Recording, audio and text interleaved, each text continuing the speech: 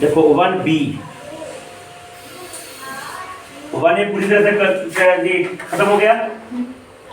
Chapter है real numbers, है ना, बहुत हल्का चैप्टर है और एग्जाम में कम से कम तो 4 या 5 नंबर्स बोर्ड में जरूर आया है, ज्यादा है, इसलिए 5 नंबर तो इजी है।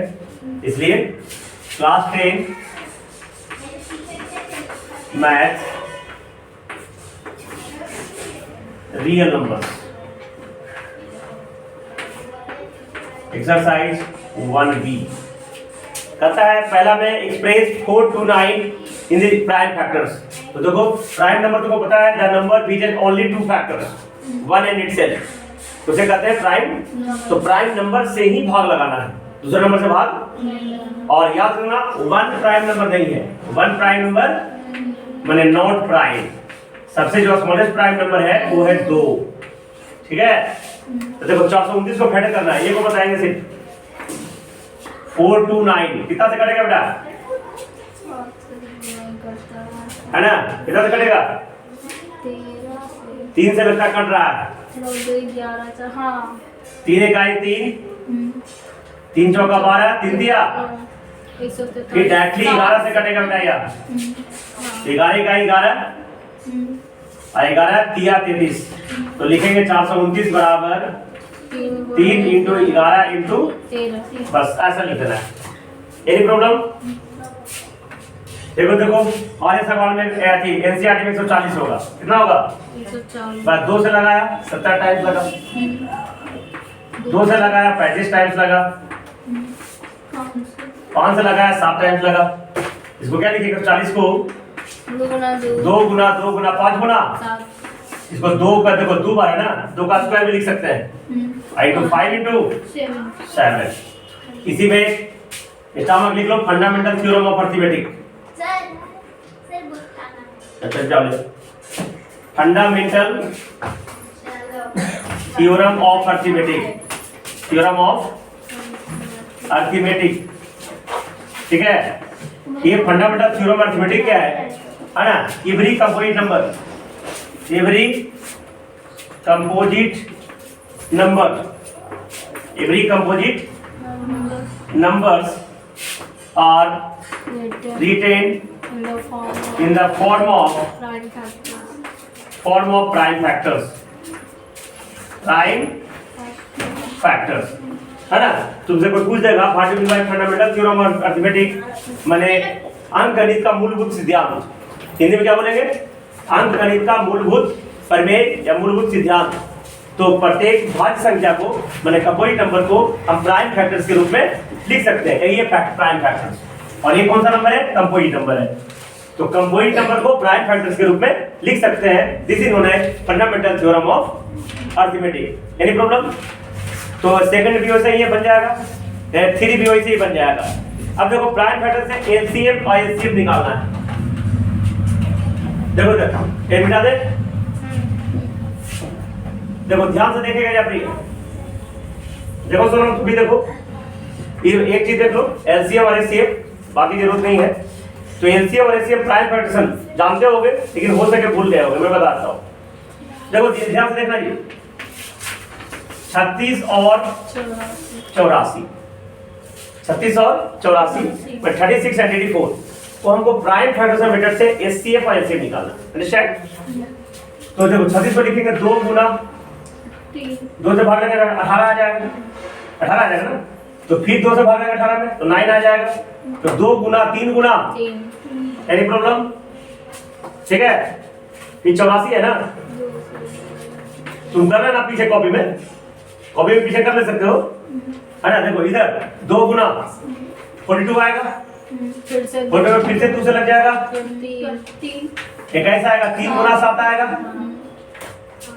ध्यान से देखना, अब एचसीएफ निकालना है तो सबसे पहले कॉमन करेंगे, ये 2 को कॉमन है, ये भी 2 कॉमन मिल रहा है, ये 3 भी कॉमन मिल रहा है और नहीं मिल रहा है।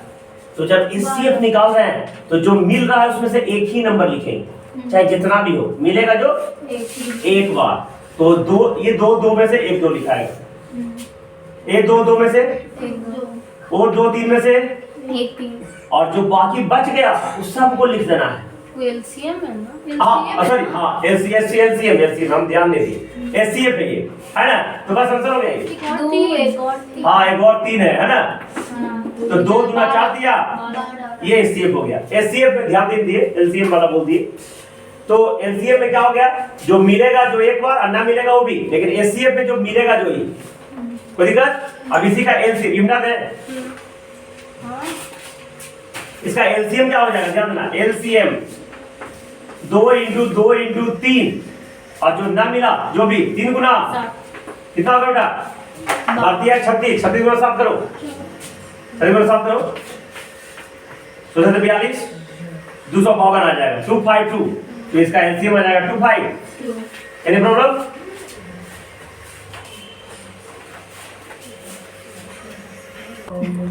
देखो आप जरा 3 को बड़ा में देखते हैं, ये 36 और 105 रहता तब क्या करते?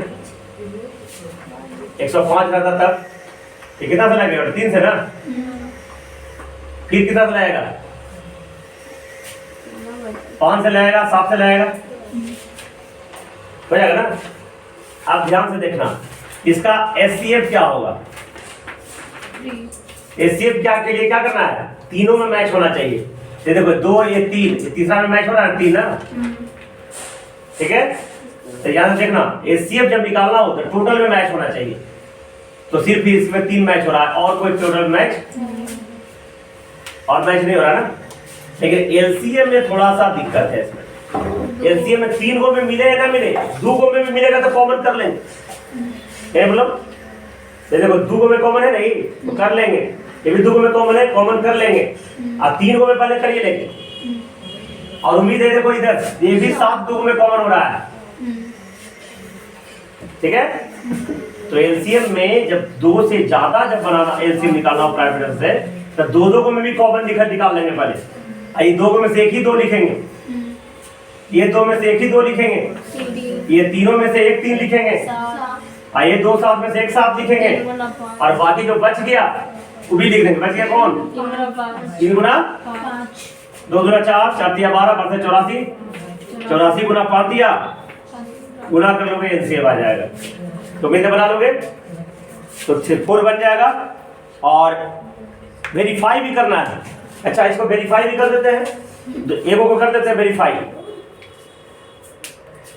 है ना? वेरीफाई कैसे करना है बेटा? 36 और 84 दो को था ना, इसका एलसीएम कितना आया था बेटा? 252 आया था, और एचसीएफ कितना आया था? 12 ना, तो दिक्कत? तो वेरीफाई कैसे? इसमें रूल्स होता है, स्टार मार्क के लिख देता हूँ, और ये रूल सिर्फ 2 नंबर के लिए काम करेगा, 3 में नहीं काम करेगा। Any problem? तो for 2 numbers, for 2 numbers HCF गुना बराबर product of 2 numbers, product of given 2 2 numbers, product of 2 numbers.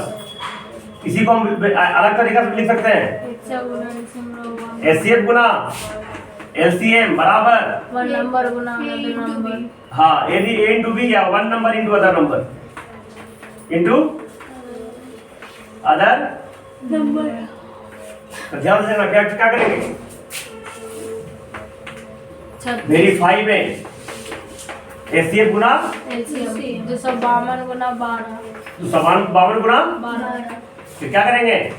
बराबर 36 गुना 84। नहीं, प्रोडक्ट ऑफ 2 नंबर करेंगे, प्रोडक्ट ऑफ 2 नंबर कितना हो जाएगा बेटा? 36 गुना 84 गुना कर लेना, दोनों बराबर हो जाएगा।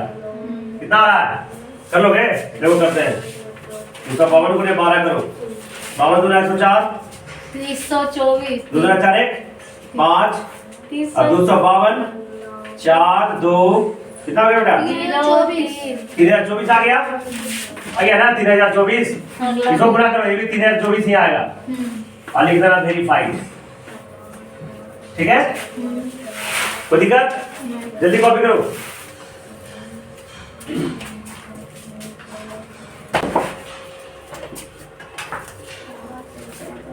देखो इधर, हम बताएं एचसीएफ गुना एलसीएम, क्या बताया था? यानी one number into other number बताया था ना। अब देखो तो यहाँ से फॉर्मूला हमको अदर नंबर निकालने का रहेगा ना, तो गुना इधर जाके तो ये यहाँ से क्या फॉर्मूला बन जाएगा, HCF गुना HCF बटा में 1 अदर नंबर बराबर HCF गुना LCM बटा में 1 नंबर वन नंबर। दिक्कत और यह ध्यान देना एलसीएम निकालने का रहेगा, फॉर्मूला लिख लेगा ये, तो क्या लिखेंगे, प्रोडक्ट ऑफ 2 नंबर बटा में HCF। और जब HCF निकालने का रहेगा तो क्या लिखेंगे, प्रोडक्ट ऑफ 2 नंबर्स बटा में LCM, प्रोडक्ट ऑफ 2 नंबर्स बटा में LCM, 2 नंबर बटा में LCM। एनी प्रॉब्लम, जल्दी कॉपी करो फॉर्मूला।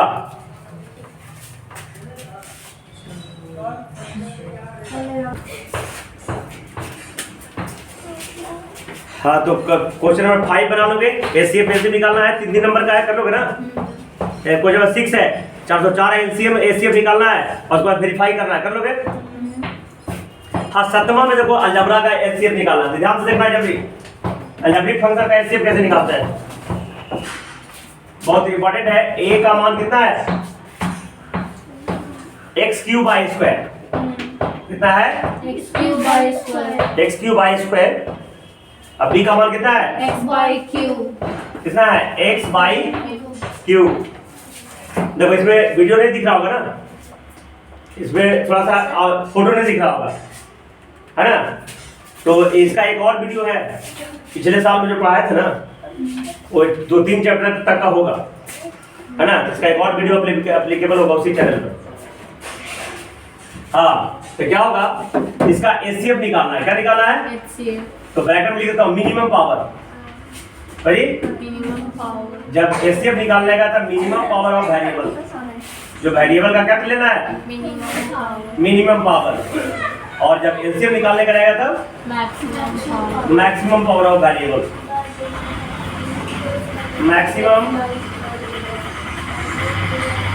Power of variable.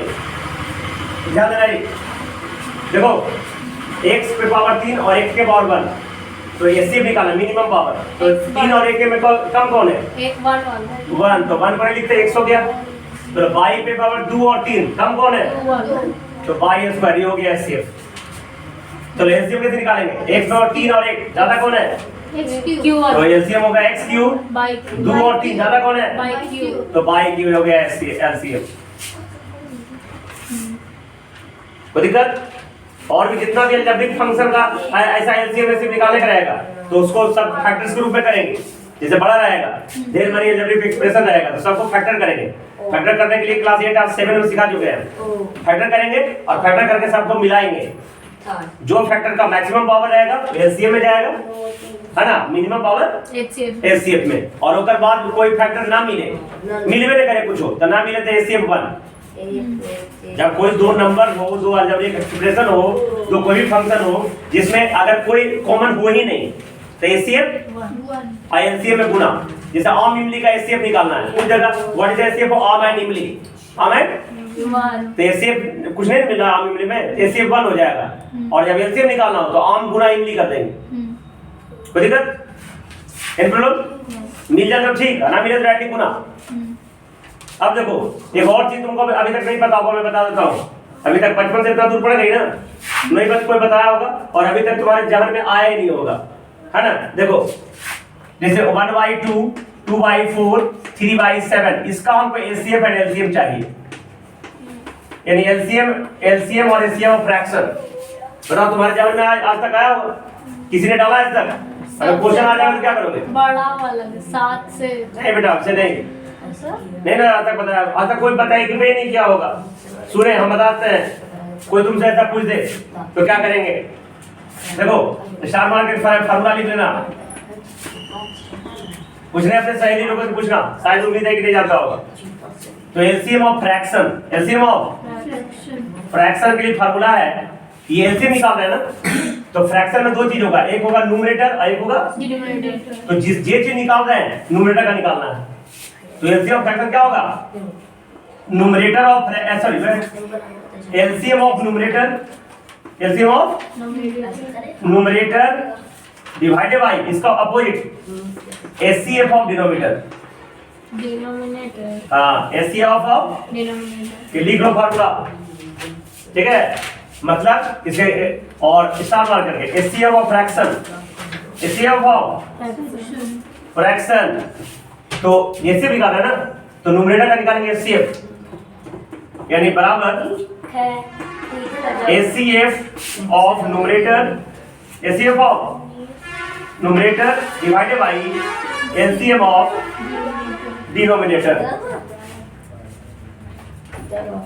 ठीक है, ये फार्मूला उतार लो तो आसानी से देखो, अभी तीनों का एलसीएम निकालना है, तो ऊपर वाला का एलसीएम निकाल देंगे और नीचे वाला का एचसीएफ निकाल देंगे और लिख देंगे, तो दिक्कत इसका एचसीएफ निकालना है, तो ऊपर वाला तीनों का एचसीएफ निकाल देंगे, है ना, आप बटा में इसका एलसीएम निकाल देंगे, लिख देंगे।